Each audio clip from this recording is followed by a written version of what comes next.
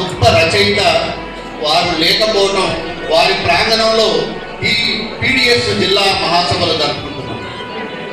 PDSకు ఈ జిల్లా నుండి జంపాల చంద్రశేఖర్ ప్రసాద్ PDS నిర్మాత ఉన్నాడు. రంగవలెక్క ఈ జిల్లా నుండి ఈ జిల్లాలో చదువుకొని PDS ఉద్యమంలో పాల్గొని అసలు వచ్చాడు. అట్లాగే PDS తరఫున ఆర్ట్స్ కళాశాల ప్రెసిడెంట్గా పనిచేసినటువంటి ఈ నిజామాబాద్ జిల్లా భీమగల్ మండలం బాచంపల్లి గ్రామానికి చెందిన కామ్రేడ్ ముత్యం అమరుడయ్యారు. కిరణ్ మాధవ్ నగర్ నుంచి అమరుడయ్యారు.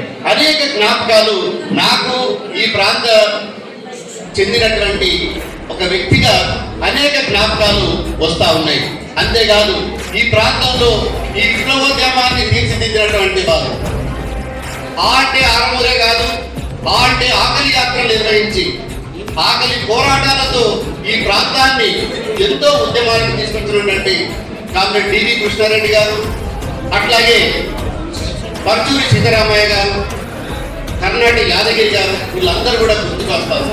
కాబట్టి నాకు ఇక్కడికి రావటంలో మిమ్మల్ని చూడటం, వారిని స్మరించుకోవటం నాకు ఒక బాధ్యతగా భావించి ఈ సమావేశానికి రావడం జరిగింది. ఈ సమావేశంలో PDS ఈ దేశ చరిత్రలో, ఈ రాష్ట్ర చరిత్రలో విద్యార్థులు ఎప్పుడు విజయాన్ని సాధించినటువంటి గొప్ప ఘనమైన చరిత్ర PDS విద్యార్థి సంఘానికి, PDS విద్యార్థులకు ఉండే.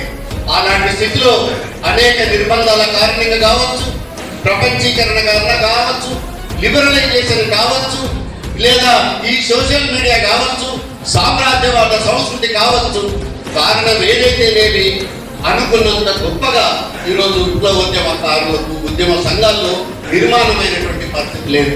అయినా నిరాశ నాకు లేదు. అయినా మనకేమి సమాజం గొప్పగా అయిందని లేదు. ఇప్పటి వరకు సారు చెప్పిన లెక్కల ప్రకారం నేను ఆ లెక్కలని చెప్పలేదు, కానీ ఈ దేశంలో ఉన్నటువంటి దాదాపు 1200 యూనివర్సిటీలు కావచ్చు, ఒక 45,000 కాలేజీలు కావచ్చు, ఈ రాష్ట్రంలో కూడా అనేక లెక్కలు సార్ చెప్పారు. ఎట్లా డ్రాప్ అవుట్ అవుతున్నాయి, అందరికీ విద్య అందట్లేదని.